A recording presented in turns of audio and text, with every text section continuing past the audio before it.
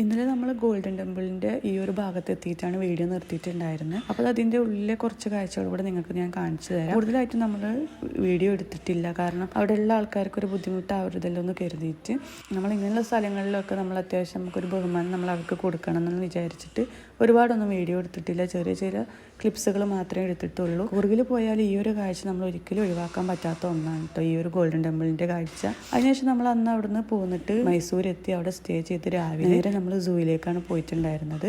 മൈസൂരത്തെ സൂവിൻ്റെ കാര്യം പറയാനുണ്ടെങ്കിൽ നമ്മൾ കേട്ടതും അതുപോലെ കണ്ടതും കാണാത്തതും ഒക്കെ ആയിട്ടുള്ള പലതരത്തിലുള്ള മൃഗങ്ങളും പക്ഷികളും എല്ലാം ഈ ഒരു സൂയിലുണ്ട്. ഇത്രയും നമ്മളൊരു ഏകദേശം 4-4.5 കിലോമീറ്ററോളം നടന്നിട്ട് വേണം ഇത് കാണാൻ വേണ്ടിയിട്ട്. നമ്മൾ അവിടുന്ന് തിരിച്ചെത്തിയപ്പോൾ ഏകദേശം 12 മണിയൊക്കെ കഴിഞ്ഞിട്ടുണ്ടായിരുന്നു. അപ്പോൾ നെക്സ്റ്റ് നമ്മൾ കാണാൻ പോയിട്ടുള്ള സ്ഥലത്തിനെ പറ്റിയിട്ടുള്ള വിശേഷങ്ങളായിട്ട് നാളത്തെ വീഡിയോയിൽ കാണാം.